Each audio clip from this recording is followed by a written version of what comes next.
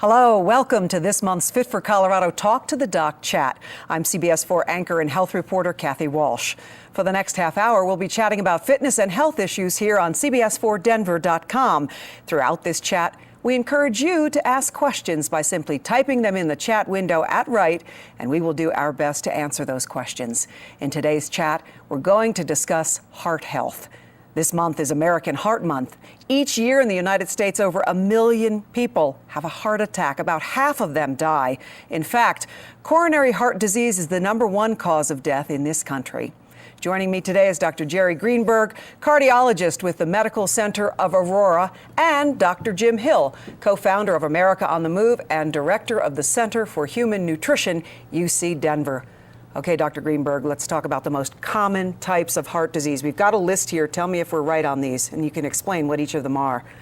You want to start with the first one, coronary artery disease. Explain that, please. Well, coronary artery disease is the bread and butter of what most cardiologists do today in America.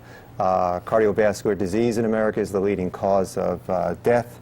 It outranks all of the other diseases. Luckily, with good intervention and primary care, this is going down, but it is the bread and butter. It's what causes heart attacks. It's what causes acute coronary syndrome. It causes sudden cardiac death and the end-stage congestive heart failure. Now, what is it specifically? Is it when you get the plaque buildup? Is that what it is? Well, the bread and butter coronary artery disease, I don't know if you want to look at this model, sure. is that the heart has a plumbing system, and on the surface of the heart are these red structures called the coronary arteries. The blue structures are the veins, but what occurs is when the heart pumps blood out into the aorta, the main blood vessel, some of that blood supply is then returned to the heart muscle itself to keep the heart muscle alive and well through these tubes called the coronary arteries. There are essentially two, the left and the right coronary artery, and as you can see, each one of these have various branches which are located off of the main trunks. Atherosclerosis develops as we all age, where these little tiny arteries get plugged up. Okay, there are two. Blood travels down here, keeps the heart muscle perfused, and if a blockage forms, it can cause all the various manifestations of coronary heart disease, which can be heart attack, chest pain, unstable angina, a whole host of things. Okay, we have a couple of other things that are also heart failure, I know, is another type of heart disease, and what is that? Heart failure is just a combined group of combined term that we use for when the heart muscle itself, which is normally a healthy pump, begins to fail. The amount of blood that is ejected out of the heart is not enough to meet the metabolic demands of the body. Okay. And that sets a whole cascade of events. People can't do as much, they retain water, they get shorter breath, they can't lie flat in bed, and it's basically the end of the line. It's what we want to try and prevent. We want to keep the heart alive, healthy, with the least amount of damage done to it. And then what are heart arrhythmias? I saw that that's another one. Heart arrhythmias is not my area of expertise, but we have our electrophysiology colleagues, and the heart has a normal sync, a normal beat. And because when the heart gets damaged, it can set up for a whole host of what we call arrhythmias, ranging from atrial fibrillation to ventricular tachycardia. Some of these are innocent, and some of them are very, very dangerous that need to be approached. Okay, it seems like when we talk about heart disease, most people get very concerned and fearful of what we call heart attack. What are the risk factors? So I understand that there's a whole list of them. There are major and minor risk factors, and the major ones, I don't know if you want to address, but smoking. Got some right here, family history or hereditary. Hereditary. That's the one you really can't change. You can't change your parents. Smoking, hypertension, and diabetes are big issues that we can make some difference in with time, with primary prevention. And Jim, I see on that one, high cholesterol. Right up your alley. And I think obesity, too. I mean, all these are related. As you become obese, you have problems with blood pressure, cholesterol, you tend to develop diabetes. I think one of the big things here is it is hereditary, but regardless of your genes, which you can't do anything about, you can do something about your lifestyle. Absolutely. I mean, we can change 4 out of those 5. That's a big hit. So even if you're at very high risk, you don't have to sit back and accept that. There are some things you can do, and probably if you have a family history, you should even be more worried about those risk factors. Well, that's what we see in our office a lot, is somebody who said, hey, my dad had a heart attack at 52, I'm in my 40s, what can I do to maybe make sure that I don't go on to live in his life path? So what do you tell him? I tell them you can't change your parents, but there's a lot you can do, and you know it's all about risk factor modification. Okay, if they're smoking, if they're sedentary, if they're obese, we have a lot of things that we can change. Obviously, the first things we look at are their lifestyle, and we like to see what their cholesterol is and make sure that their hypertension is well controlled. So all of these things, their primary care physician should also be looking out for that patient and getting all of these factors under control. And then as tools, you have medications and lifestyle available to both Oh use. yeah, if you want to talk about primary prevention that we have, there are many, many tools that we look at. I mean, some of the basics are your cholesterol level, your blood pressure. Do you have diabetes? Are you participating in an exercise program? But for those high-risk people, then we can move on to the next level. We can look at coronary calcium with spiral CT, EBCT, and see if people are laying down plaque, and that helps us decide how aggressive we want to be with their cholesterol. Okay? When do you know that you're supposed to go in and have those tests done?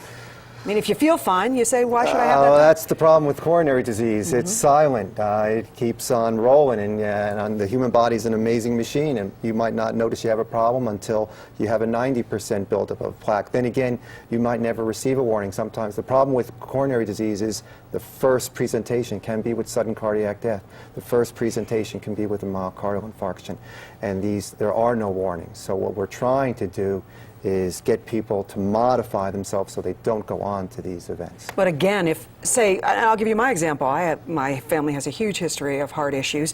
I've never had a problem. I go to my doctor, say, should I have any of these tests? No, you're fine.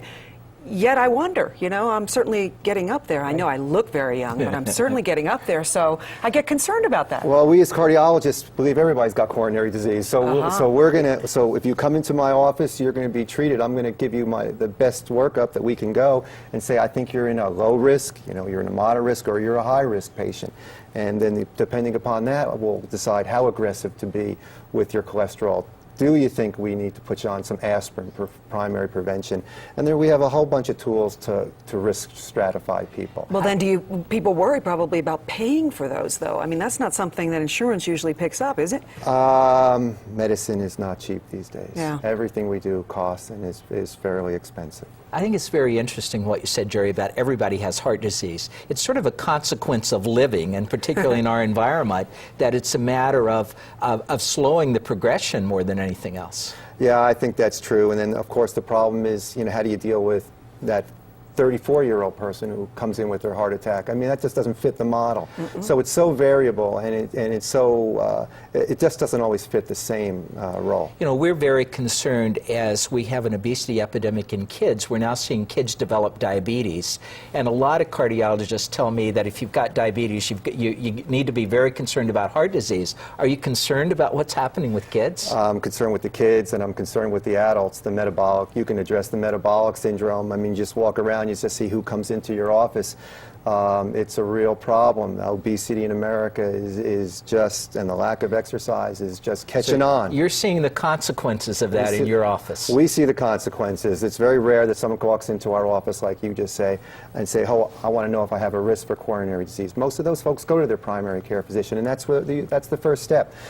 Well, unfortunately, if you walk into my office or any cardiologist, interventional cardiologist, those are people who have already had an event. So everything that we're doing is secondary prevention, and there's very few cardiologists. There are some who just exclusively deal with primary prevention of coronary artery disease. But there are things you can do after a heart attack to prevent the likelihood that's going to recur, correct? Absolutely. I'll let you talk about with prevention. It's the same deal, doing the best to control your blood pressure. We can talk a little bit about the statins, which are good for primary and for secondary prevention, aspirin products. And again, we have a whole litany of medications and processes that we give for people who have had a heart attack to decrease the incidence of having them have another major adverse cardiovascular event. We've got a couple of questions here already, so let's talk about these, and then we'll get back to some topics. This is from Pulmonary Peggy. Imagine Pulmonary that. Peggy. I'm not a pulmonary doctor. Well, I don't care. You're getting this one anyway. Oh, this might be for you too, Jim. And we just came back from the free Grand Slam breakfast at Denny's this morning. 2 fried eggs, 2 sausages, 2 pieces of bacon, pancakes with butter and syrup. You better go to you right now. In fact, you better go hook up with Peggy. You better take your Lipitor or your Zocor right now. Yeah, it says, what effect does this breakfast have on my heart? Well, yeah, you know, one of the big risk factors is cholesterol, and cholesterol is directly related to your dietary intake. It also has a genetic component to it. But you know, to eat like that on a consistent level, you're going to see your cholesterol rise, and it's no unsurprise that there's a linear correlation between your cholesterol level and your risk of going on to develop coronary artery disease. It used to be controversial, but gosh, now there's just hundreds of thousands of patients that have been placed in trials, and the lower we get that cholesterol, it's pretty clear. The lower the cholesterol, you lower your risk. But is that something like you could do in moderation, once in a while? So here's the deal. I'm a big fan of eating breakfast. Right. Okay? Eating breakfast is fine. The only people that can eat that kind of breakfast regularly are the people that are spending all day in physical activity. The problem is that's the way our ancestors used to eat, right? On the farm, you had this huge big breakfast, but you were burning energy all through the day. The problem is that in a breakfast like that, you get most of the calories you need in one meal. So you don't have many calories left for the day. And as Jerry said, it tends to be high in fat, high in cholesterol. So eat a breakfast, very important, but that's a treat kind of breakfast, you know? We all like treats every once in a while, but if you eat a breakfast like that every day, you're going to be in Jerry's office pretty soon. Yeah, you can have a lettuce leaf the rest of the day. But I wouldn't be doing this every day. Obviously, you know, there's oatmeal out there, there's fruits out there, there's yogurt out there, there are a vast array. Don't get me wrong, I like to have my fried eggs too in the morning sometimes. Absolutely. But it's a treat every now and then, it's okay, but make sure you can afford it in terms of being physically active. That's right. Here's from worried mom.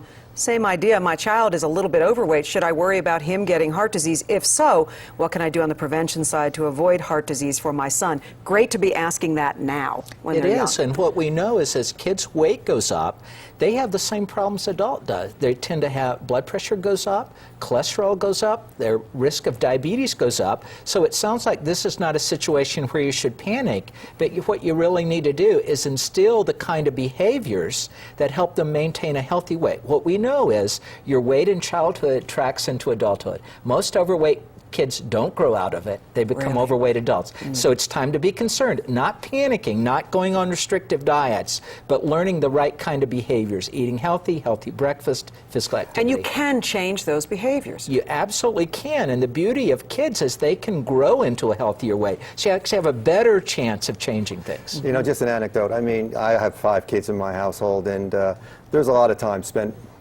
behind the videos, okay? And when I grew up, you know, your friends would call you, let's go out and play basketball. Parents locked you outside. Right, back then. you were gone in the afternoon and came home for